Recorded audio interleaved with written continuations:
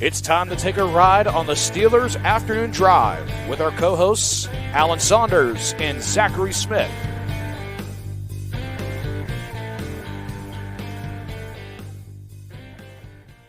Welcome into another episode of Steelers Afternoon Drive. I'm Zachary Smith. That is Saunders. Alan, what's going on? John Harbaugh started his press conference today by telling everyone that there's a massive hole in the sun and that there are 60 Earths spitting out gamma rays, and then asked the assembled media if we are all going to turn into the Incredible Hulk. And then he said that would be amazing. I don't know. Would the Baltimore press corps turning into Bruce Banner be amazing? I don't know. Or maybe all of us. If all of us were the Incredible Hulk, then really none of us would be incredible at all, right? It would all just be the same. Yeah. I don't know. The Hulk. Yeah, would all just be green. No incredible. Yeah. Why? Why did that occur, John Harbaugh? Is he normally like that, or is it just? I mean, nothing on, like, no pressure on him to win a football game really this week, right? So, like, yeah, I mean, I guess it's loosey goosey. That's the way you look into it, right? Yeah. A little bit different approach. I'm not saying that this happened with the media, but a little bit different than, like a Sean McDermott type of, you can Google that if you would like to. But yeah, Alan, we're going to get to a lot of questions today. We have to touch on the injury stuff, and we'll see where it takes us, because we now know that it's not just going to be Lamar Jackson that sits this one out against the Pittsburgh Steelers from that side of things. Speaking of John Harbaugh, they'll be without several starters already rolling out: Odell Beckham Jr., Marlon Humphrey, Kevin Zietler, Zay Flowers is listed as doubtful. When do we see, unless he's upgraded from doubtful to questionable before the game, like when does a doubtful player ever end up playing? Kyle Hamilton listed as questionable for this one. So yeah, a lot of the names that we brought up as potential ones, maybe outside of, like, if Zay Flowers didn't have the injury we expected, these would be the lists. Yeah, it's pretty much the guys I expected. And there are a couple, like Malik Harrison is hurt. Like, he's not a star. Yeah. He's actually hurt, right? I mean, there's a couple of those as well. But our Darius Washington is he is on his way back from injury. He practiced this week, but I mean, why are you rushing the guy back from injury to play in this game? And he's still on the IR, so he's not taking up a roster spot. So that kind of feels, like he's not going to play either, even though he's only listed as questionable. A lot of guys here. I mean, I'm just kind of like the wide receivers. Flowers and Beckham, that's two of the three, right? Rashad Bateman is the other one. They've got some other guys. Tylan Wallace is questionable too. He's more of a kick returner, I guess, but it's not exactly a deep Ravens receiving room. We actually Nelson Aguilar. If you remember the game here in Pittsburgh, they dropped everything, and that was mostly the starters. Laquan Treadwell is the other one. So I mean, you're not really going to see a whole lot of passing, I think, if that's the group they've got. Now, Isaiah Likely can do it. Charlie Kolar is a pretty decent tight end as well. They're 2 and 3 there with Mark Andrews out. But I think this looks to me like a Baltimore offense that's going to try to run the ball. Missing Kevin Zietler on the offensive line. But not Ronnie Stanley. He was maybe the one guy that I think we expected to be in this list that isn't. Banged up left tackle. Patrick McCarry has been playing some left tackle, but it looks like Stanley's going to play there, and I would assume then McCarry, he's kind of there like everywhere back up, right? He probably goes to right guard for Zietler. Or maybe Ben Cleveland. They've been Cleveland there too. I'm not sure which way they'll go. But yeah. So Stanley may be a surprise. I don't know. What do you make of this this list here? It doesn't seem to me like, I mean, it's about what we were expecting, right? I was going to ask with the Stanley one, because it is the only one that we maybe thought. Is it just a numbers thing? Because you can only have 7 inactives. Like, is he going to technically be active but not actually play? Like, is that a possibility? Possible, right? Yeah, it's possible there could be more guys that are active that don't play. That's certainly the case. But if he was practicing, none of these guys practiced, right? Odell didn't practice. Zietler's been hurt, but Lamar didn't practice, limited in practice today. So if he's practicing, I assume it's because he's going to play, and you can't only bench so many guys. There's just so many roster spots, and there's only so many ways you can do it. But so it seems like Stanley, Roquan Smith, Patrick Queen, Justin Matabuke, Jadeveon Clowney. Seems like there are going to be a lot of good players on this Baltimore defense that are going to play in this one. Yeah, they're older pass rushers. I think were two of the ones we had a question about, Jadeveon Clowney and Kyle Van Noy, just because of their age and everything like that, as to what they would do with them. But certainly appears on the surface that we're going to see both of those guys. Who was the one you brought up? Malik Harrison, who's kind of like, I guess, kind of a hybrid type linebacker for them, but without him in the mix, maybe that kind of forced their hand to having both those guys active as well. I don't know. We'll see. But yeah, the only one that I would say is surprising me is Ronnie Stanley. Yeah. Yeah, I agree. I don't really think this changes a whole lot about the way I think about this game. You know, these announcements here. It's still a game the Steelers should win, but it's not going to be easy. And the Ravens that are left are still going to be very heavily motivated to not let the Steelers in the playoffs. I think that's and the other part of that is you get some guys that maybe don't play every day. Now, a lot of these guys that we've talked about, Ben Cleveland and Patrick McCarry, or if Ronald Darby plays a corner instead of Marlon Humphrey, Art Millette, if he's the safety or the nickelback.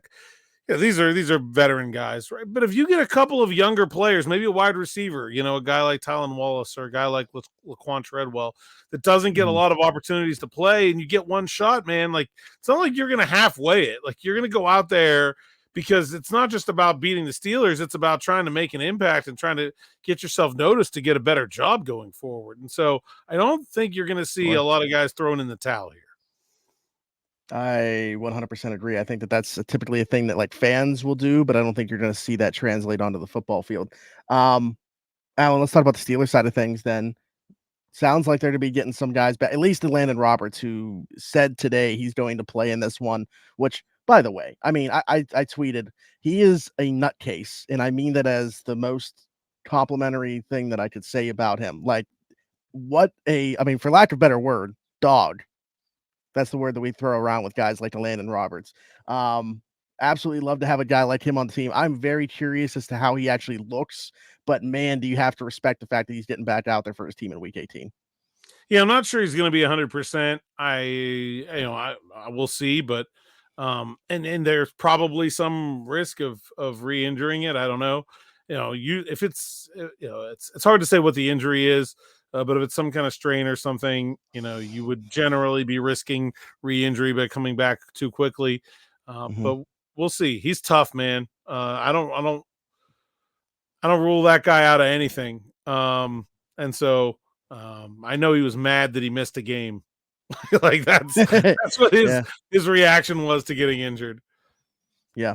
And then the other would be Minkah Fitzpatrick, who we haven't seen since getting injured in that Colts game. So hasn't been good around about Minkah playing. End. Yeah, he's questionable, but I feel good about Minkah playing as long as there's no setbacks with that knee.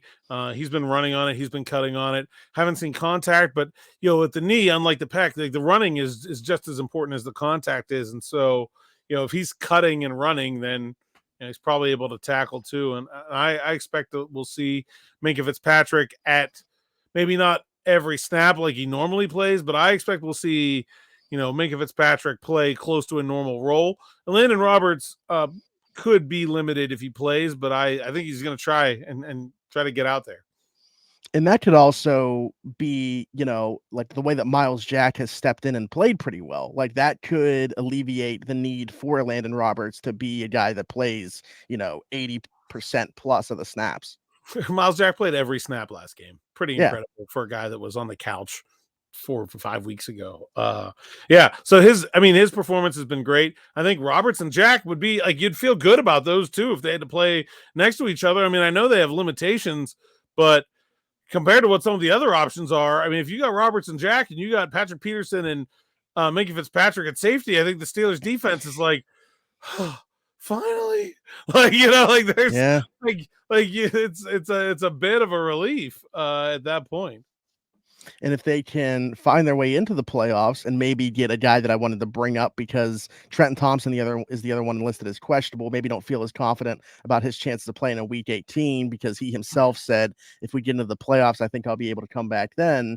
So maybe he would be another reinforcement that you're not looking at for this week, but if they do sneak into the playoffs, then once again, you have that third safety option back in the fold. Yeah, and Keanu Neal, Mike Tomlin Keanu sort of Neal, yeah. steadfastly refused to rule him out for the season. I haven't seen him around very much. Don't have any idea where he is in his recovery, but it's interesting that he refused to rule him out for the season, and now here we are, week 18, and it doesn't even seem like he's close to playing. So I don't know what the deal is there, but it certainly would be at least plausible that he could come back for a playoff game as well. I don't know what he keeps slipping my mind. I just talked about him yesterday, like when we recorded the Steelers show for around the 412, and like he had it's a rib injury, right? Yeah. Maybe there was more to, and he talked. I know we keep bringing this up, and it's like a moot point because obviously it was a significant enough injury. But talking to the media after the game and like making it seem like he thought he was fine to this point now, where he's going to be out, miss the rest of the regular season from that point on, because that was the Packers game, right? And it's been now 7 weeks, something like that. Like you would think, even if it was just a broken rib, you would think he'd be pretty close, right? I mean, you would see him running and stuff like that. Like, I don't know. Very strange. Very strange. Nothing else on the injury radar, right? Like everybody else nobody else has a designation for the game or anything like that. We know Kenny Pickett fully healthy, operating as the backup for this one. Najee Harris, despite not practicing yesterday, is going to be good to go. We knew that was going to be the case anyway. I think everybody else is on track. Yeah, I think that sounds about right. Okay. All right. So we can get into some questions again. Alan put this out a couple days ago. We've tried to this was just yesterday actually, but yeah, we got like 30 some responses. So we tried to knock some out yesterday. We're going to continue to do so and see where we are at. I think this is a good one to start with because it's related to this game. Jimmy D says Baltimore opened up 3.5-point dogs at home. Typically, home field advantage equates to a 3-point benefit. Odds makers are essentially telling us resting starters and us playing for a playoff game or our playoff lives is a touchdown spread. I think buying into playing a second team is always a trap mentality. They're still professional football players.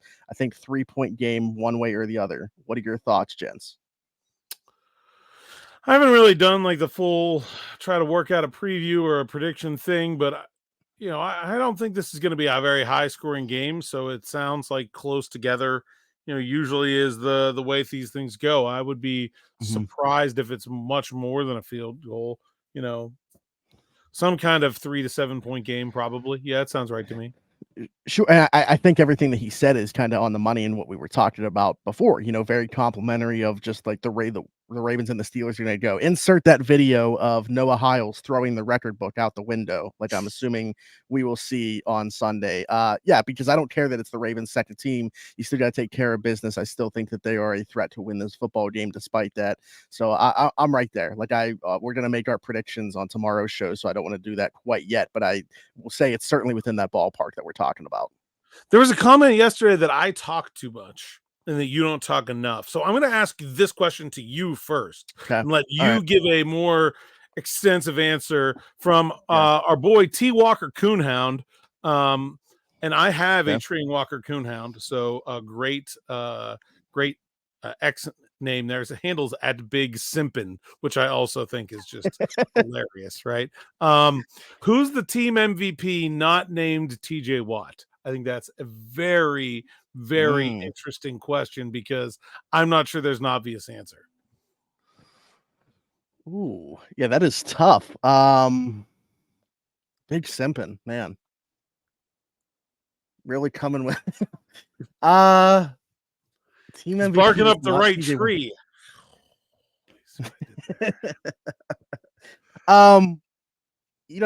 Crazy enough, the two names that come to mind, I'm trying to think of one on each side of the football. And you might think that I'm nuts for picking one of these. Defensively, and he just got a different award. He's only a rookie. I'm Joey Porter Jr. Just because of the state of that room without him. I think if you take him away, I cannot imagine what that cornerback room looks like. And then I know that we're talking about maybe not as much of a workload as you'd like to see, but Jaylen Warren was providing a pulse for this offense from start to finish, really, that I just don't think was necessarily there the entire time during the Canada tenure even. So if I were picking one from each side, not named TJ Watt, I think those are my guys. I think I'd say Patrick Peterson. I think just because of the way that his play stepped up when the team needed him. He played multiple positions. He's been a key communicator. He's been a good mentor for young players. We talked about him a lot yesterday. And I think it has to be on the defensive side of the ball. The offense has been That's what I'm saying. Drugged to mediocre success. There's no. If you had to pick one on offense, who is it? I mean, George does have over 1,000 yards on 50. He does. And you know what? I wrote yesterday that George put on Instagram. Oh yeah, the PRWO bull. And then, but like I was like, my first reaction was like, what's George talking about? And then I looked at the stats. And I'm like, oh yeah, he was 5th. Like very easily could have been. Yeah, he might get. He'll probably go as an alternate, I would think. Could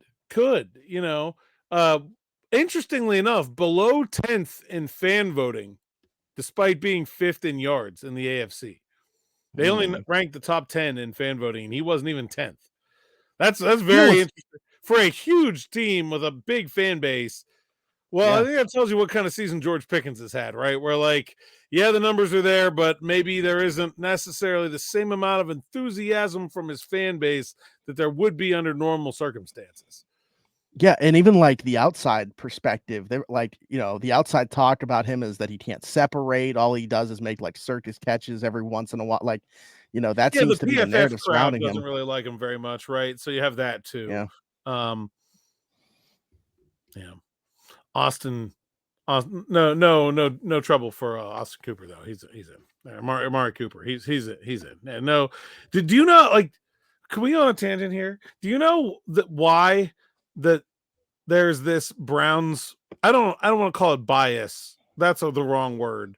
Why the Browns fans are so into PFF and maybe vice versa, and it goes beyond that too. Like, Cleveland is like the epicenter of like the draft Nick and advanced stats like community of the NFL, because one bred from the other, and because the Browns were so bad for so long that like when the internet happened and people started getting really into the draft and like found these communities on the internet of other people that were really in the draft, like half of them were from Cleveland, because all the rest of the teams didn't care so much about the draft because they weren't picking first every freaking year.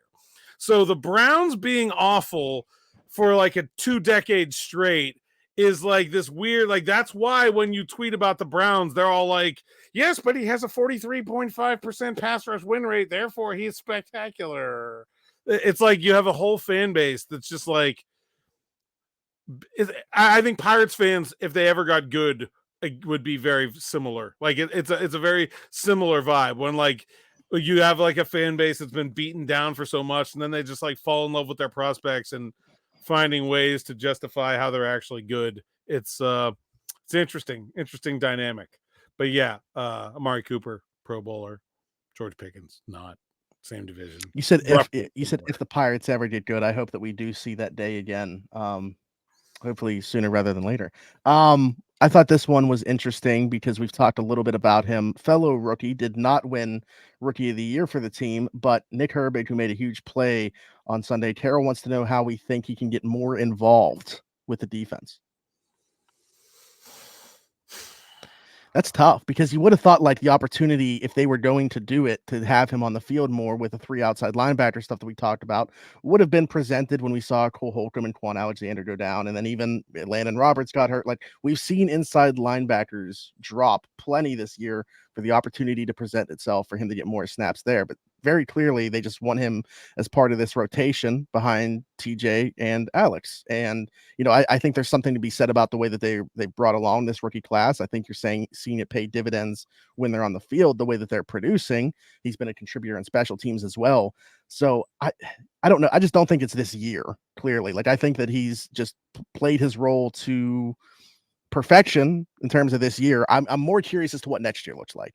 Yeah, I think that's a better part of the question, right? What happens next year with Nick Herbig? Yeah. How do they find a way to continue his development by getting him more involved. And I think that 3 outside linebacker thing is certainly a way. That's what they did in Alex Highsmith's rookie year to get him involved. Remember when it was him and TJ and Bud Dupree? We saw a lot of that 3 outside linebacker look. Now, some of the difference is that Herbig is a lot smaller guy than Highsmith, and this 4th round pick instead of a 2nd round pick. So maybe not a guy that you are necessarily like looking to upset the apple cart in terms of your preferred order of operations just to get him in the game the way that they were with Highsmith. But I think next year, he's shown enough that they almost have to find a way to develop a plan coming into next season to get more of Nick Herbig. I think more 3 outside linebacker. I think they should teach him inside linebacker. I'm not saying I think he should be an inside linebacker, but I think he should learn it. I think it would help him. I think it would help the team do different stuff and disguise things. And I don't really see any downside. Like, he seems like a very advanced learner. I think he should learn inside linebacker this offseason, if for nothing else than to give, they do this. We're talking a lot of baseball here, but you do this with prospects, right? They get up to AAA, then they're blocked, then you teach them another position, right? Because maybe that's the opportunity for them to move forward. And so I don't really see any downside to Nick Herbig spending a lot of time at inside linebacker during OTAs this year. You were calling for a little bit there, the Marvin Leal, the relief pitcher. Does that make Nick Herbig, if we want to stick here, utility man? Yeah. Little J. Josh Harrison. Yeah, there we go. Look at this. You guys wonder why we have a podcast together. That's exactly why, right there. That's right. Tyler Lovejoy, who actually asked us 3 questions. We answered one of them yesterday and ended up answering his second one by our answer for the first one with the Larry O stuff as a potential surprise cut if there was going to be one. But the other part of this was, what should the Steelers do about fixing safety and corner spots? Because one could be fixed by the other, right? Like if you're talking about P2 being a permanent solution, one of the 2 safety spots, him and Minkah being the guys next season there, or whatever they decide to do, then that obviously leaves you with a potential hole at like nickel corner or something like that. But how do you think that plays out for 2025 or 2024, 2025? I think you draft another outside corner and you do it high. I mean, I think that's the answer, right? I mean, I think if there'll be an outside corner in the first 3 picks. Cooper DeJean from Iowa just declared today. Yeah. Should we do the Steeler? I think get a return man out of it maybe as well too. I would sign up for that in a heartbeat with their first round pick. There's a bunch of them, and we're going to talk a ton about the draft here. Actually, already starting to get like some draft coverage plans going, and I'm getting excited for it. Because tomorrow's the day, right, for like non-seniors with the Senior Bowl now, because non-seniors can. Yeah, it's coming up. Yeah, and so we're excited about that process. But yeah, I think you're going to draft a corner early, an outside corner. Maybe you would get a guy that could do inside. I think DeJean maybe could play inside too. I think that's got to be the way you go. I don't see any other way working. Levi Wallace is a free agent. You let him go. You hope to fill that spot with some combination of Corey Trice and Darius Rush. You hope that one of those guys can provide depth for you. You know that if you need to, you can bring Patrick Peterson back from safety if you get into a pinch. But I think that's the way to go. And the other thing is too, like, corner for sure is obviously the more valuable one. That's where I would invest a draft pick as well, as opposed to safety. But like, even looking at the free agent market, bringing that into the conversation too, ton of safeties in the free agent market. I cannot say the same about the cornerback. Yeah, and I think like Keanu Neal, wouldn't really surprise me if they cut him 1 year of a 2-year deal. DeMonte KZ, I'm not sure what their thoughts are. He had a kind of a weird up and down season, but they can make some space if they want to bring in another veteran there. But I'd be trying to bring Terrell Edmunds back personally. But how impressed in the limited time were they with Trenton Thompson? Like enough to give him a spot, maybe enough to play him. I think he did. He did pretty well. I think he did well enough to keep a roster spot. So I think there's some depth there. I think outside corner, and it's funny because 2 years ago it was quarterback. This year it was tackle or corner, and it seems like this year it's going to be tackle, corner, maybe quarterback, maybe center. I guess center is the new position, but it seems like it's a lot of the same stuff over again here for the Steelers in the draft process. I'll read another one here just because I like Okay. flipping this around the other way. Steelers and cheerleaders. Anything to invoke division between blue and white collar folk. I don't know about that second part, but should the Steelers have cheerleaders? My daughter asked me this question in the car the other day. Why don't the Steelers have cheerleaders? And the best answer I could give her was that they used to back in the 60s, and then they stopped for I don't know why, and then they got good without them, and it was like this weird like superstition tradition thing. Should the Steelers have cheerleaders, though? You know what? Like, I'm a like I like the fact that they only have the logo on one side of the helmet. I don't know anything else, so I am completely fine with I think it'd be weird if they all of a sudden did. Like, if they had them the entire time, I obviously wouldn't think anything of it. But the fact that they haven't, I don't think you can just suddenly implement them and just carry along. I think it'd be very noticeable, and I don't know. I don't think that I'm for it. I'll say this, when I love Pittsburgh. I've lived, around the city my entire life, born and raised here. When I think of Pittsburgh, I do not associate Pittsburgh with scantily clad, beautiful people. Like, that is just not who we are. Like, it doesn't fit. We should not have cheerleaders. If we did have cheerleaders, it should be like 240-pound guys with beards. Like, that's who we should have.